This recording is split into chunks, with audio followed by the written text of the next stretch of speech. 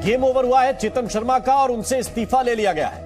खबर यही है कि चीफ सेलेक्टर चेतन शर्मा का रिजाइन हो गया है और उनका इस्तीफा मंजूर भी कर लिया गया है।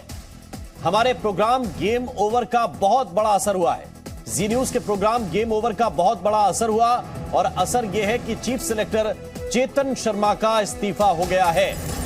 जय शाह ने चेतन का इस्तीफा मंजूर कर लिया है। इस वक्त ये बड़ी खबर आपको बता रहे हैं और हमने आपको दिखाया था कि कैसे चेतन शर्मा ने एक के बाद एक कई खुलासे किए थे, कई ऐसी बातें बताई थी जिनको लेकर कई सवाल खड़े हुए थे और उन सवालों पर आपका ध्यान हमने खींचा था। हमने ये सवाल उठाया था कि क्या ये सिस्टम पूरी तरह से पारदर्शी है। हमने ये सवाल उठाया था कि क्या सब कुछ फेयर हो रहा है, सब कुछ साफ सुथरा हो रहा है या फिर फिटनेस को लेकर भी घोटाला किया जा रहा है। और फिटनेस घोटाले पर जी न्यूज ने जो सवाल पूछे उसके बाद चेतन शर्मा को इस्तीफा देना पड़ा है। इस वक्त की बड़ी खबर आपको बता रहे हैं कि गेम ओवर का इंपैक्ट हुआ है और इंपैक्ट यह हुआ है कि चेतन शर्मा का रिजाइन हो गया है। बीसीसीआई ने उनका इस्तीफा मंजूर कर लिया है और नए अंतरिम सिलेक्टर को लेकर भी चर्चा तेज हो गई है। किरण इस वक्त हमारे साथ लगातार बनी हुई हैं, उनके पास एक बार मैं फिर से चल रहा हूं। किरण, बड़ा ऑपरेशन, बड़ा प्रोग्राम और उसका बड़ा इंपैक्ट। बिल्कुल बड़ा इम्पैक्ट। और देखिए जो बातें चेतन शर्मा ने की थी राम, और जो खुलासे हुए थे भारतीय क्रिकेट से जुड़े, उससे हमने देखा कितना बड़ा इम्पैक्ट हुआ है। हर क्रिकेट प्रेमी इसके बारे में बात कर रहा था और सबसे बड़ी बात जो उन्होंने कही थी कि अनफिट खिलाड़ी टीम में किस तरीके से फिट होकर खेलते हैं, उसके बाद तो मानो भारतीय क्रिकेट में एक बड़ा भूचाल आ गया था। और उसके बाद ये बड़ा इम्पैक्ट चेतन शर्मा का जाना, चेतन शर्मा ने खुद रेजिग्नेशन दिया और उसके बाद उसको एक्सेप्ट किया गया और अब यानी चेतन शर्मा की दूसरी पारी जिस तरीके से बीसीसीआई में हम कह सकते थे वो खत्म हो गई है। आपको याद होगा पहले उनको पद से हटाया गया था, फिर दोबारा जनवरी के महीने में दोबारा से उनको चीफ सेलेक्टर बनाया गया और अब इस गेम ओवर शो के इंपैक्ट के बाद अब चेतन शर्मा को एक बार फिर कुर्सी छोड़नी पड़ी है और अब नया चीफ सेलेक्टर कौन होगा इस पर सवाल है। लेकिन सवाल और ये सारी बातें सिर्फ चेतन शर्मा की रेजिग्नेशन से खत्म नहीं होती है, क्योंकि हमारा मकसद भारतीय क्रिकेट को पारदर्शी करना था। इस पूरे शो के जरिए भारतीय क्रिकेट में जो कमियां थी उसको उजागर करके उनका सोल्यूशन निकालना था। तो सोल्यूशन के लिए अभी और भी कई कड़े कदम उठाने होंगे, कई कड़े नियम बनाने होंगे। खिलाड़ियों की फिटनेस को लेकर साफ तौर पर जो सबसे बड़ी चिंता निकलकर इस पूरे गेम ओवर शो से आई थी वो ये थी कि किस तरीके से खिलाड़ी जो कि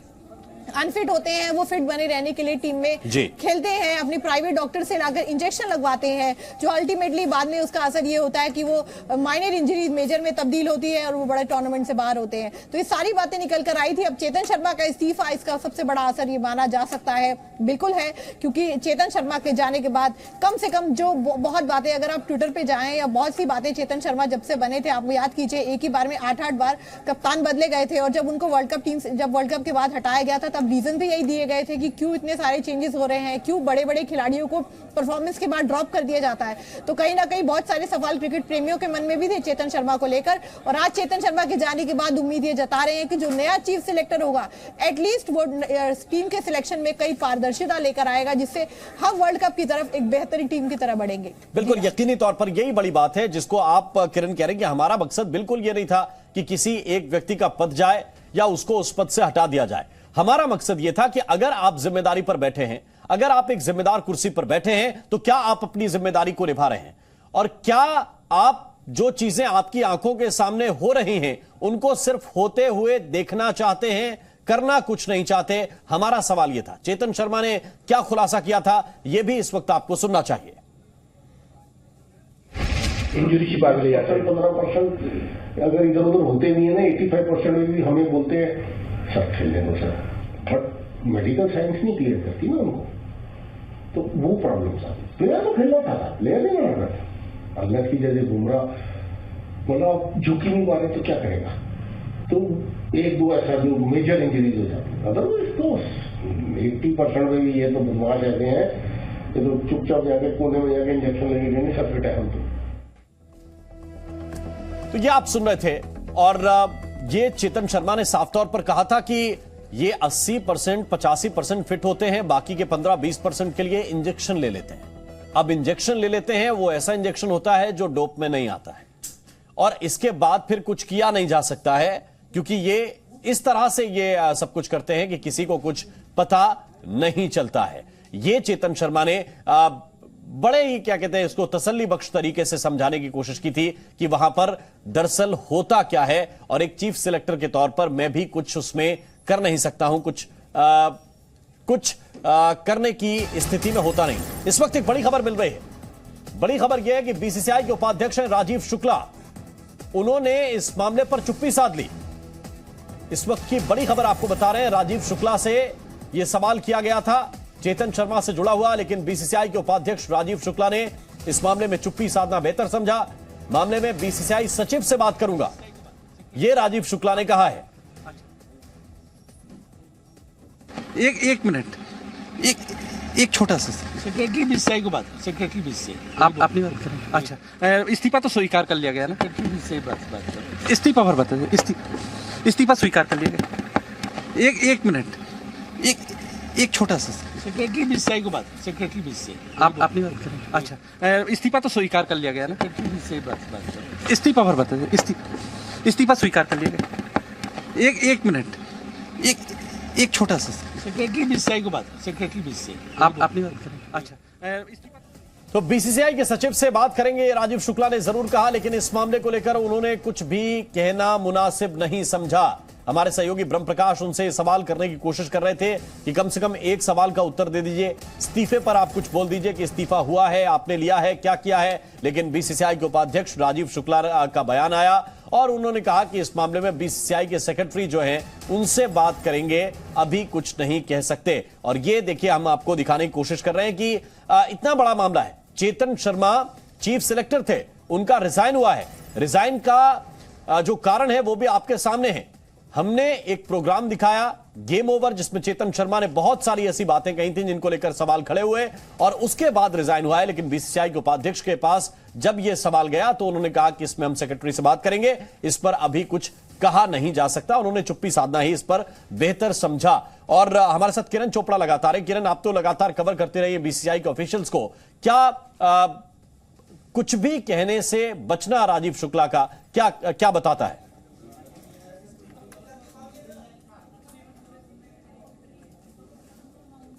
जी राम, देखिए राजीव शुक्ला जो कि भले अभी बीसीसीआई उपाध्यक्ष हैं, लेकिन अगर ऑफिशियल मामलों पर बात करने की बात की जाए तो फिलहाल कई लिमिटेड लोगों को ही ये पावर दी गई है। और जिस तरीके से उन्होंने कहा कि सचिव बात करेंगे, तो बेसिकली मुझे जो यहाँ तक अभी तक समझ आता है वो ये है कि बहुत जल्दी हमें बीसीसीआई की तरफ से एक स्टेटमेंट देखने को मिलेगा, एक प्रेस रिलीज आएगी जिसमें पूरी बात की ऑफिशियल तौर पर जानकारी दे दी जाएगी। तब तक के लिए हमें इंतजार करना होगा। लेकिन ये बात कंफर्म हो चुकी है कि किस तरीके से चेतन शर्मा ने अपना रेजिग्नेशन भेजा बीसीसीआई के सेक्रेटरी जय शाह को, जिसको उन्होंने एक्सेप्ट कर लिया। और जिस तरीके से घटनाक्रम हुए हैं जब से हमने गेम ओवर शो टेलीकास्ट किया, उसके बाद ये देखिए कमोवेश होना बनता ही था। जब हमारी बातचीत हुई थी बीसीसीआई के सूत्रों से तो यही बातचीत हुई थी कि उनका जाना लगभग तय है, लेकिन उसकी अनाउंसमेंट कब होगी उसके ऊपर सवाल बने हुए थे, क्योंकि एक इंपॉर्टेंट टेस्ट इस वक्त टीम इंडिया का चल रहा है ऑस्ट्रेलिया के खिलाफ दिल्ली में।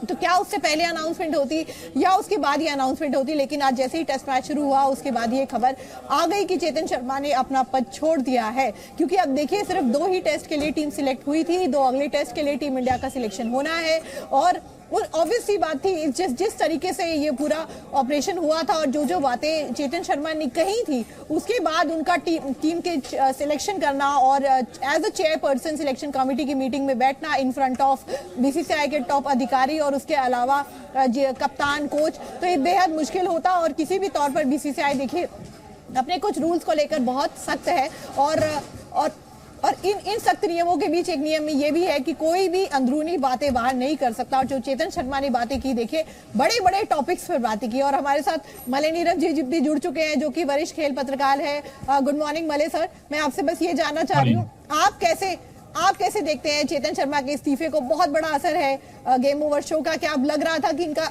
इस शो के बाद जो बातें उन्होंने कही थी उनका जाना बनता ही था हर हाल में? देखिए, इतने बड़े बोलेपन से इतनी फूहर बातें उन्होंने की थी, चाहे उस बात में सच्चाई भी रही हो, तो जिस तरह से उन्होंने कहा था तो मुझे तो कोई शक था ही नहीं कि उन्हें कहा जाएगा कि आप इस्तीफा दें। उन्होंने अपने मन से थोड़ी दिया होगा, उन्होंने उनसे कहा गया होगा कि आप इस्तीफा दें। और इसमें कोई शक नहीं कि उन्हें ये बात बताई गई होगी कि भाई आपने जो कहा है, जो बात होती है, देखिए इसको कहते हैं washing dirty linen in public. आपके पास अगर कोई खबर, कोई जानकारी है भी, तो आप अपने मुंह के अंदर रखिए, उस बात को पेट के अंदर रखिए। आपको उसको बोलने की क्या जरूरत है? और ऐसी ऐसी बात आप कह रहे हैं, बिना सर पैर की भी उसमें बातें हैं। जो उन्होंने इंजेक्शन की बात की, तो इंजेक्शन की बात पर हम लोग पहले बात कर चुके हैं और इस बात में कोई मुझे बहुत दम नहीं दिखा। इसके अलावा विराट कोहली, सौरव गांगुली के बीच झगड़ा हुआ, क्या हुआ, नहीं हुआ, कौन सी बात किसके लिए कही गई, नहीं कही गई। आप चीफ सेलेक्टर हैं, आपका काम है टीम को सेलेक्ट करना। अब आप सोचिए कि किस मुंह से चेतन शर्मा हार्दिक पांड्या या रोहित शर्मा के साथ वहां बैठेंगे, जिन पर उन्होंने कहा है कि ये लोग मेरे घर आते हैं और मुझसे अच्छा संबंध बना के रखते हैं। मतलब क्या है? क्या मतलब है? अगर आप चीफ सेलेक्टर हैं और आप ये बातें कर रहे हैं और उसके बाद अगर आप उम्मीद रखें कि नहीं आपको रखा जाएगा, और ये पहली बार नहीं हुआ इनके साथ, इनको इस तरह की बातें करने की एक आदत सी है, इनमें मैच्योरिटी की कमी है, इसमें कोई शक नहीं, परिपक्वता नहीं है। और आपको पता है कि इनको एक बार हटाया गया था और फिर इनको बनाया गया था, तो ये सुनहरा मौका था इनके लिए कि अगर ये परिपक्वता के साथ अपना काम करते, और अगर इनको कोई प्रॉब्लम थी, कोई शिकायत थी, तो इन्हें बीसीसीआई अध्यक्ष से या सचिव से बात करनी चाहिए थी और कहना चाहिए था कि ये चीजें ठीक नहीं है। बिल्कुल मलय जी, मैं आपके पास वापस लौट कर आता हूं। मैं मलय जी आपके पास तुरंत वापस लौट कर आता हूं। इस वक्त प्रीति दहिया ने हमें ज्वाइन किया है। प्रीति जो है स्पोर्ट्स की दुनिया में जाना पहचाना चेहरा है, और दूसरी बात यह कि जो गेम ओवर शो हुआ, जो प्रोग्राम हुआ, जो स्टिंग ऑपरेशन था जी न्यूज का, जिसका इंपैक्ट हुआ है, वो प्रीति ने ही कंडक्ट किया था। तो एक एक चीज बारीकी के साथ प्रीति आपको समझाएंगी। लेकिन प्रीति, ये तो पहले दिन ही तय था, क्योंकि हम जब कह रहे थे कि गेम ओवर है तो गेम ओवर तो था। अब वो बीसीसीआई इस पूरी प्रक्रिया जिसको लेकर हम सवाल खड़े कर रहे थे उसका गेम ओवर करना चाहता है, सिर्फ चेतन शर्मा में इसको समेट दिया जाएगा। राम, आइडियली तो यही होना चाहिए कि जो जो त्रुटियां सामने आई है इस पूरे सिस्टम में, उनका गेम ओवर होना चाहिए। किसी एक शख्स को टारगेट करना हमारे इस शो का, इस पूरे स्पेशल का कोई मकसद नहीं था। मकसद सिर्फ ये था कि पिछले 1 से 2 साल में जो तमाम चीजें, विवाद, कंट्रोवर्सीज, एक के बाद एक कॉन्स्पिरेसी थ्योरीज जो इंडियन टीम को, प्लेइंग 11 को लेकर तीनों फॉर्मेट के गेम्स में सामने आ रही हैं, उन पर कहीं ना कहीं विराम लगाया जाए। पता चलाया जाए कि आखिर विराट कोहली ने जब कप्तानी छोड़ी तो क्या ये उनका डिसीजन था, क्या ये टीम मैनेजमेंट का डिसीजन था, क्या उन पर ये डिसीजन थोपा गया था। वो सब चीजें साफ आई जब चीफ सेलेक्टर चेतन शर्मा हमारे खुफिया कैमरे पर उसके बारे में खुलकर बोलते हुए नजर आए। उन्होंने बताया कि ये सौरव गांगुली का डिसीजन नहीं था, ये मेरा डिसीजन था। क्यों मैंने ये डिसीजन लिया? क्योंकि मुझे व्हाइट बॉल कैप्टनसी और रेड बॉल कैप्टनसी अलग चाहिए थी। तो ये सब चीजें एक पूरे सिस्टम में जब ट्रांसपेरेंट नहीं होती हैं तो खुफिया कैमरे की मदद से ही पता लगाई जाती हैं। सिर्फ और सिर्फ यही मकसद था, और मेरे ख्याल से हमारी पूरी टीम ने इस पूरे ऑपरेशन पर जो मेहनत की है वो सामने दिख रही है।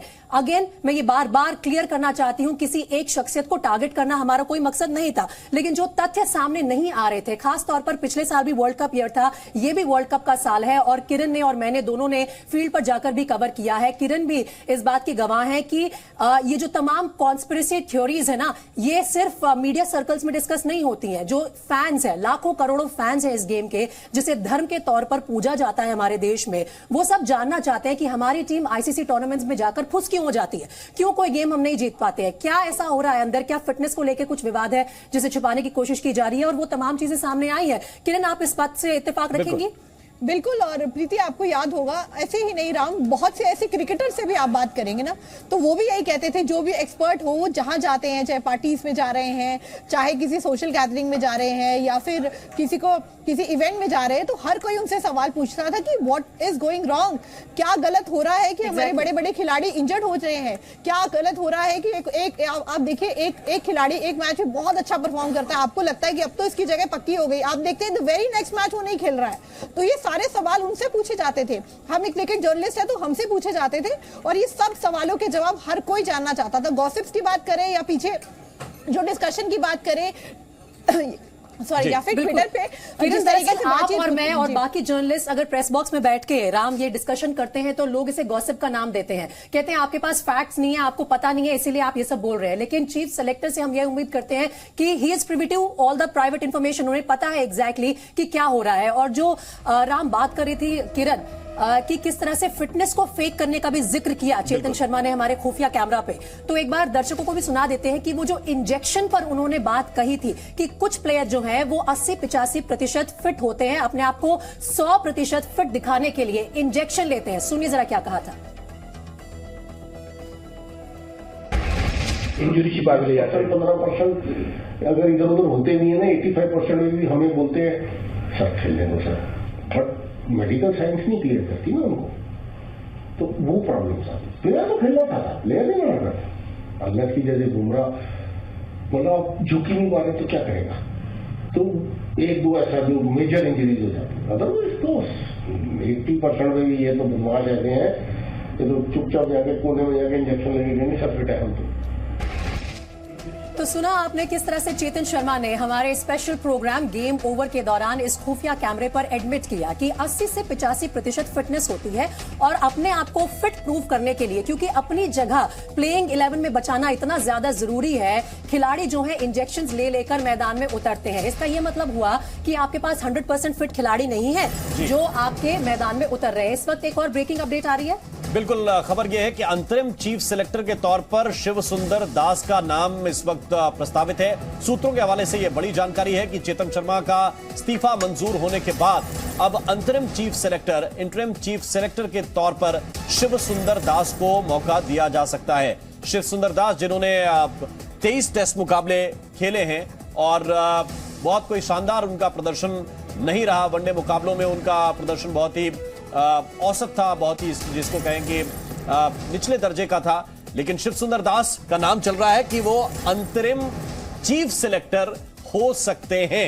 ये बड़ी खबर प्रीति। इंटरिम चीफ सेलेक्टर के तौर पर शिव सुंदर दास का नाम सामने आ रहा है और ये नीड ऑफ द आवर भी कही जा सकती है, क्योंकि बहुत बड़ी बड़ी बीसीसीआई की मीटिंग्स भी होनी है आने वाले समय में। अगेन मैं बोल रही हूँ कि वर्ल्ड कप का साल है, भारत ही होस्ट कर रहा है वर्ल्ड कप भी, तो जल्द से जल्द चीफ सेलेक्टर की नियुक्ति बहुत जरूरी है। वरिष्ठ खेल पत्रकार मलय नीरव हमारे साथ लगातार बने हुए हैं। मलय नीरव साहब, पहले तो आपका रिएक्शन चाहती हूँ। ये जो नाम सामने आ रहा है शिव सुंदर दास इंटरिम सेलेक्टर हो सकते हैं और कमेटी को पूरा कर सकते हैं, बतौर चीफ सेलेक्टर आपको लगता है कि नियुक्ति जल्दी होगी? देखिए, नेशनल सीनियर सेलेक्टर टीम में शिव सुंदर दास हैं शामिल। उड़ीसा के खिलाड़ी थे, बहुत ब्रिलियंट करियर इनका नहीं रहा है, लेकिन ये ऑलरेडी सिलेक्शंस में रहे हैं और नेशनल सेलेक्टर रहे हैं। तो मुझे लगता है इंटरिम चीफ सेलेक्टर के रूप में इनको रखा गया है और इसके ऊपर चर्निंग थोड़ी होगी और देखा जाएगा कि किसको फिर बनाया जाए। मगर जब एक व्यक्ति हटता है तो जो लोग उसमें होते हैं टीम ऑफ सेलेक्टर्स में, उन्हीं में से किसी को चुन के फिर ये कार्यभार सौंपा जाता है। तो ऐसे में मुझे लगता है कि इनको नेचुरल चॉइस थे, इसलिए इनको रखा गया है। मगर एक बात और है प्रीति, मैं आपकी बात बड़े ध्यान से सुन रहा था। ये शूट द मैसेंजर से काम नहीं चलता कि जी न्यूज ने क्यों किया और ये चेतन शर्मा के पीछे पड़ गए। बिल्कुल गलत बातें हैं, ये अफवाह हैं। और मैं जानता हूं किरण, आपको याद होगा जब पहला एक मेजर स्टिंग ऑपरेशन जी न्यूज ने क्रिकेट पर किया था, कई साल पहले की बात है, जिसमें ऐसा भंडाफोड़ किया था, मैच फिक्सिंग वाला जो मुकाबला जो हुआ था मामला उस समय। तो पत्रकार का तो काम है, आप अगर चेतन शर्मा से मिलेंगे तो आप जानना चाहेंगे कि कुछ जानकारी वो आपसे शेयर करें। लेकिन अगर आप जानकारी ले रहे हैं और आप जानकारी दे रहे हैं तो देने वाले को ये संभल के देना चाहिए, बताना चाहिए। लेकिन उसके बावजूद मैं एक बात और कहना चाहता हूं, वो ये कि एक बीमारी है, बहुत बड़ी बीमारी है, ये कैंसर है। इसका एक सिम्टम अगर आप निकाल देंगे, हटा देंगे, उसको दबा देंगे, उसको इंजेक्शन लगा देंगे, जिस इंजेक्शन की बात वो कर रहे थे कि चेतन शर्मा को चुप करा देंगे, तो चुप कराने से कैंसर चुप नहीं होगा। इसके लिए तो बीसीसीआई को चाहिए कि वो पूरी इंक्वायरी कमेटी इस पे बिठाए, सारे दूध का दूध, पानी का पानी हो, पता चले कि किस तरह से लोग आते हैं। देखिए, ये जो 85% और 100% फिटनेस की बात है, और मेरे ख्याल से मेरे साथ सहमत होंगे जब मैं ये कहती हूं कि सबसे बड़ी इस वक्त जो कमी है बीसीसीआई के ऑपरेशंस में जो नजर आती है वो है ट्रांसपेरेंसी की। लगातार हम इस बात को डिस्कस करते रहेंगे। गेम ओवर जो जी का स्पेशल प्रोग्राम है उसका इंपैक्ट आज सामने आया है। बतौर चीफ सेलेक्टर चेतन शर्मा ने अपना रेजिग्नेशन दे दिया और उसे एक्सेप्ट भी कर लिया गया है। इस खबर पर बड़ी कवरेज जी न्यूज पर लगातार जारी रहेगी। अब बने रहिए हमारे साथ। वक्त एक छोटे से ब्रेक का है, तुरंत हाजिर होते हैं।